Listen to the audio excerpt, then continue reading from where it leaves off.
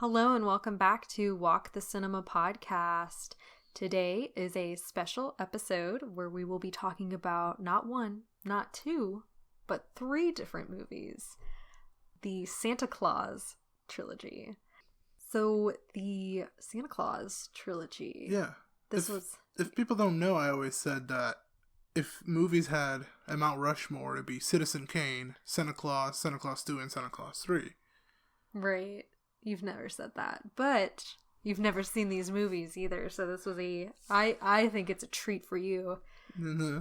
Because for me, this was kind of the Christmas movies that I grew up on. Like a lot of people would watch the Home Alone or A Christmas Story. Mm-hmm. But I feel like me and my family watched these movies much more often. I saw Home Alone on TV. Never saw Christmas Story either. But yeah, these I knew of. Disney pushes them pretty hard. Mm-hmm. I knew the artwork for them. It looks awful. I think it looks iconic, but I also did grow up on them, so, you know. Mm. For those of you that may not have seen it, it's called the Santa Claus. Clause as in a legal term. Like a contract clause. Yeah. And it stars Tim Allen, and he ends up becoming Santa after he essentially gets the other one killed. He murders him. I don't know. I wouldn't say it's straight up, maybe manslaughter. They just ignore that Santa Claus died. Yeah. For Tim Allen to become Santa Claus, which I think is a really, it gives the movie a lot of charm. It does. Like, that's the part that's... I think it sticks out for everyone. Yeah. How can it not? You just kill Santa Claus. I don't know what they were thinking with it, but I guess it kind of worked out for them. I think it's a risky move to start the movie off by killing Santa. Yeah, it is, a little daring, but, When I think Santa Claus, I think daring. Right. But so the first one, we have Scott Calvin and his son, his young son. He's a divorced dad. It doesn't really seem like he gets along with his ex-wife and her new husband. Or it's at least a little bit of a rough patch with them. And, he's kind of a workaholic. And he becomes Santa, and then everything kind of slowly changes. The first one is kind of fun. Mm-hmm. Yeah, I don't know. They're all kind of fun, even though they get worse as they go. I felt like this one was always my least favorite one to watch, because usually, I think they'd play them on the Disney Channel pretty often, and I would always feel like this one made me feel the worst. But do you still think that? Is it still your least favorite? No, it's not my least favorite. I think it's pretty well done compared to the other two, but my favorite one has always been the second one. Mm-hmm. But the first one always made me a little bit sad because it deals pretty heavily with the divorce aspect. Oh yeah. And the mom and the stepdad trying to keep Charlie away from his dad because, they don't want him to believe in Christmas. Or it's not really that they don't want him to believe in Christmas. They just don't want him to get hurt. Mm-hmm. Like they were hurt. Like that was the moral of it, Yeah. I hate Charlie. Disney had this thing for the longest time where every child that they got for this type of movie were the most obnoxious looking kids. He's just a kid in this. I know. He has a bowl cut and I don't like him. I think he's fine. I think, it's a kid's movie. Like how much, like what do you want from him? Better. Mm. I want better from him. That's what I want. I don't know. I think he's fine. But then we move on to the second one, which takes place a few years after the first one. It's a lot of years after the first one. Charlie's a grown man almost. Yeah, he's in high school, I think, or maybe middle school. Not really sure. But there's another Santa Claus. And that clause is that Santa has to find a Mrs. Claus before or by Christmas Eve. Otherwise, he loses his ability to be Santa. Which... It's a stretch. It is a stretch because I think that in this universe, he's already been Santa for a while now. So why does the clause take effect so many years? Yeah, he's been Santa for... I don't know, the kid was a little kid, like 5. Yeah. And now he's in middle school to high school. And now they're like, oh, you actually have to get married? Yeah. Makes no sense. It doesn't. But I do like the concept. And, I like Carol when she comes in. She's Charlie's kind of no-nonsense principal. And Scott kind of, tries to woo her. Mm-hmm. She's actually pretty good in this. Yeah. Like, you don't really judge acting or anything in this type of movies, but she's actually pretty good in it. She's probably, like, the best one. She, like, really commits to that character, and it kind of works. I think that's why I always liked it. I liked her character development, because she starts off with, like, this, hardened principal, but she does care about the kids. Mm-hmm. Like, she took them to serve their detention by cleaning up graffiti at like a park or whatever, and one of the people were like, make sure your delinquents don't mess up my car, and she defends them by saying they're not delinquents, like she does care about the kids, but she's hard on them because she wants them to be good. And then as you like go through the movie, you realize that she does have a soft spot. She really liked Christmas when she was young, and she's like a genuinely good person. Not that she's a bad person. No. She's just the type to think that community service is fun. I don't think she thinks that. It's obviously a punishment for the kids. Yeah. No, but she's enjoying it. She goes too. Yeah, that's and she true. does it.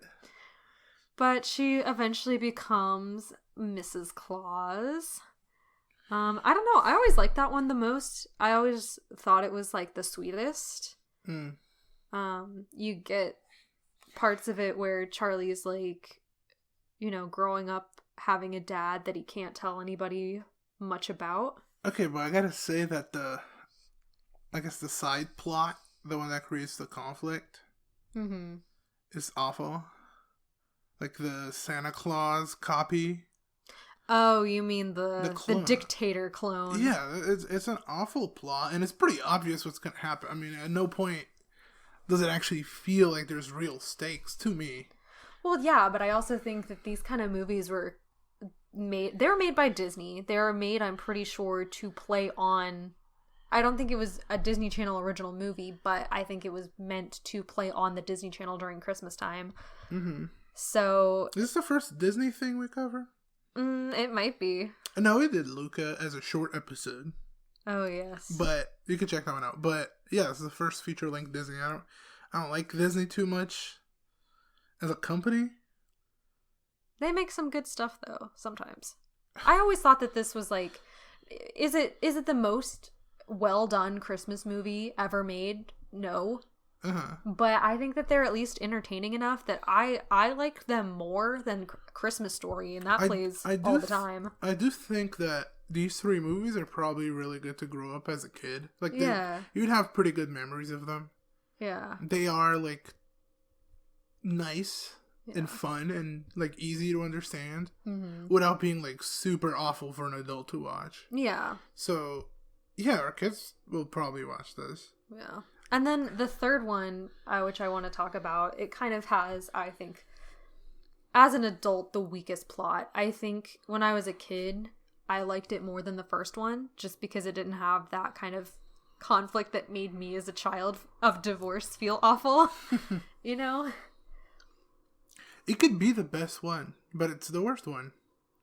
I think it is technically the worst one. Yeah, but I think it could be the best one. Like the story of it, of him taking people to the North Pole, I think it's genuinely interesting and could work, but it doesn't at all. Well, because we get introduced to a different character played by Martin Short. He plays Jack Frost, and Jack Frost is like jealous of Santa and jealous of the attention. Yeah. And so he uses a third Santa Claus, which is the escape clause, which makes you like go back to the time where you become Santa. Yeah, which makes no sense.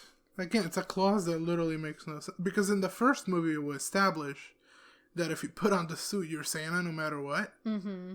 But now here's like, if you don't want to be Santa, you don't gotta be Santa. Yeah, it's like, well, if that was the case, why didn't you offer that up? Yeah, if that was the case, you would have done it to begin with. Yeah, probably. Maybe. But so, my thing with that one is I remember liking it as a kid. Like, I thought it was good. There's a lot of iconic lines that I remember from it where they would play it during commercial breaks, like to hype up the movie, like, oh, it's 8/7 Central, we're gonna have Santa Claus 3, and it would play a clip of Martin Short talking about how he invented chill, or how Lucy gives magic hugs. The warm hugs. I remember that, but watching it now as an adult, it definitely is the weakest of the three. Like, I actually looked at the time when the actual conflict happens, and they don't go back in time to when like Jack Frost can become Santa until like 35-ish minutes are left in the movie. Mm-hmm. So you have like an hour of kind of the exposition lead up to the conflict. Yeah. And then they resolve it in 30 minutes. They resolve everything in 30 minutes. It's bad. It just is. But like, the performances are pretty fun. Mm-hmm. Everyone is like pretty much committed to their role at this point. Yeah. Like Mother Nature and Santa. And then Jack Frost, this is his first movie, but he like full on seems like he wants to be in this. Yeah, Martin Short, I think, always does really well, especially in kids' movies. Like, I don't know why. He really does have that kind of evil character energy, but, like, evil kids movie. Yeah. I think he's the best part of this. And it was a good addition, just the screenplay didn't work out. No, it was a little weak. It's still fun, I think. It's still enjoyable to watch. Like, you're not really dreading watching it, at least. No, they're all enjoyable, and they have a super big Christmas vibe to them. Mm-hmm. Well, obviously, right? They're a Christmas movie about Santa Claus, but some have that, and they just don't make you feel like cozy. Yeah. But this one does. Yeah, I definitely think this emulates the spirit of the times. Yeah, it really, I don't know. They're terrible movies. They're not terrible. I guess they're just bad. But they're bad movies, but they have a good energy. Mm-hmm. So as a kid, I think you'd really like this. And I think this is, it's a really good Christmas, I guess, franchise to grow up on. Yeah, I agree. But I also, grew up on them, so of course I'd agree. I didn't really grow up on Christmas movies. Didn't really care, I guess. See, I was the type that, as soon as Disney Channel started putting out their, original movies every weekend, or every, I guess it was every weekend. They used to play on like Friday to Sunday. I would be excited to watch this. This year I was excited to watch One December Night. And if you listening to know what that is, it's the new Hallmark Bruce Campbell movie. And it's fine. It's not one of the worst ones. That's your bonus review for the episode. Yeah, we just finished watching that one, so I guess it's fresh on his mind. Ah, yes. Fun times. See, but that one doesn't have any Christmas spirit to it, really. No. That movie could have been made in, like, for July. Easter, and it would be the same movie. Yeah. But, the Santa Claus movies, they can't be made otherwise. This, honestly, if they made this today in a Marvel-type setting, where, like, you get a Mother Nature movie, and you get a Roy. Oh, the Tooth Fairy. Roy the Tooth Fairy movie. And they just do their own individual stories, and then you bring them all together to, like, save the world. I don't know. I feel like that could work. I'm pitching this to Disney, right? There's already a movie like that. It's called Rise of the Guardians. Yeah, but that's one movie. And it's not particularly good. And it's animated. Yeah, but I'm talking about a universe. Yeah, but I feel like they've already done that, you know? No, I could do it better. Disney, email us. Right. Disney's not going to email us, but I like your enthusiasm. I should say I didn't like Disney 5 minutes ago. That's true. But I think back to what our topic on hand is, I really think that the third one, like you said, it could have been good because there's other plot lines that are very much like that, but the only one that I can think of that's sort of similar is the final Shrek movie. I haven't seen it. Where, okay, well, the plotline of that one is You're gonna spoil it for me? No, I'll just give you, like, the first part. Okay. I won't tell you how it ends. Rumpelstiltskin overhears or, like, knows that Shrek is really dissatisfied with his life in the moment because he's not, like, scary anymore, I guess. And so he, like, gives him a contract to basically say that, like, he was never born. So right. That he could, you know, live peacefully. But then, you know, that cascades, like, that means he never was able to save Fiona. That means Fiona was never able to leave the tower. She had to leave by herself, that kind of thing. So it's kind of the same concept where you find out that if Scott never became Santa, like, he would have become a really bad absentee father. Yeah, and the wife would hate him. The wife would hate him. The kid would like be far from him, like, because they got pretty close, even though the kid still lives with the mom. Yeah, but like also the kid Charlie wouldn't have accepted his stepdad Neil, so that would have caused Neil and the mom to break up. Neil sucks. He needs better sweaters. Neil's one of my favorite characters. He has the worst sweaters I've ever seen. He has like obviously in the first movie he's supposed to be somewhat unlikable because he's part of the reason why Scott's not being able to be with his child. So, you know, you kind of dislike him, but I feel like in the second and the third movie he becomes enjoyable, you know, as a character. Like, he's a fun guy. Psychiatrist, man. He's always kind of a wimp, though. That's his character. Yeah, he's like the loser dad, and Scott's the winner dad. They all have kids. Yeah. They all have new kids. Yeah. Which I still don't understand how elves age. Because some of them, you know, are in school with Mrs. Claus. Well, I think that part of that was, like, they just built a school for her so that she could have something to do. Yeah, right, but some elves are in school and others are, you know, being forced into labor. And I feel like that's what this trilogy is about. It's an anti-capitalism, the movie that exposes child labor and just, you know, how workers are mistreated by their terrible bosses. Because you get that in the second movie with, like, the fake Santa Claus, how he mistreats them as just, you know, workers that he can replace. And then Jack Frost does, you know, kind of the same thing, where he doesn't treat him the way Santa Claus does. Anti-capitalism movie. I guess you gotta be woke. If you really, like, squint your eyes. I just, you know. Yeah, I ain't gotta squint that hard. I don't know what you're talking about. Come on now. Especially the third movie, where even like the father-in-law says that, oh, these toys should be in the store already. Meaning that the workers aren't working hard enough. Come on. Well, because he thinks they're in Canada. He thinks all these tiny people are Canadians. Yeah. I mean, for all I know about Canada, they might all be tiny. No, I'm just kidding.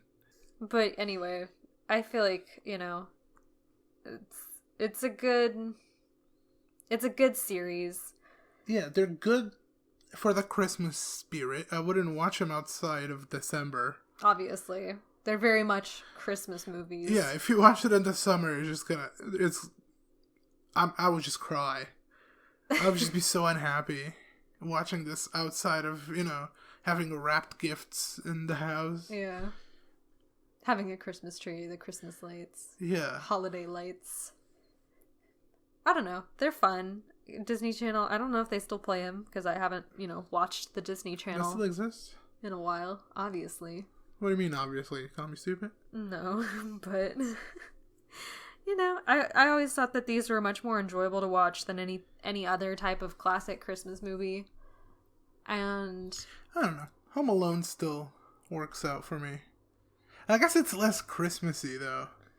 It's a little less Christmassy, and also I just never... To be fair, I never watched it fully.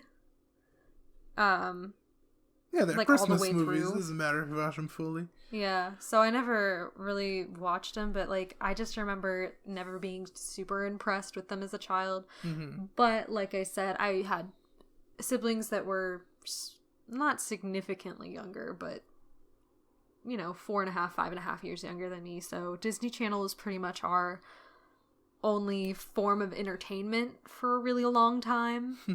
So a lot of formative movie watching years happened purely on the Disney Channel. Yeah, I don't see any other Disney Channel movie being mentioned on this podcast for at least a good while. I don't know. Unless there's an uprise of High School Musical fans. Yes, I feel like that one would be a good one to discuss. Well, I just want the hot cocoa, and we gotta get to making it, so let's wrap up the episode by giving us the ratings.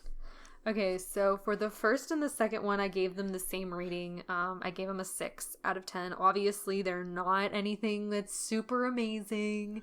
I don't love them enough from nostalgic purposes to give it any higher, but I do think that they're pretty solid Christmas movies, and they're solid enough to entertain you while you're in the holiday spirit. Mm-hmm. For the last one, the Escape Clause, I gave it a 4 out of 6 because even though I still enjoy it, I think it's significantly worse than the other two, and I feel like it could have been better. And for some reason, the fact that they legitimately solve all of the major conflict that happens in the last 30 minutes, they leave it for 30 minutes, it kind of just bugs me a little bit. So I give it a significantly lower rating. Right. Give the first one a 5 because it's okay. And the other two I gave a 4 because they're worse than the first one. But I don't know, the second one is probably the most boring one. And the third one is the one that they really blew. They could have made it good. But, they work for the spirit. I would still watch them again. So yeah, let us know if you've ever watched these movies and if you liked them. Don't forget to subscribe, share if you want on the platform that you're listening to us on. And we will see you next time. Merry Christmas.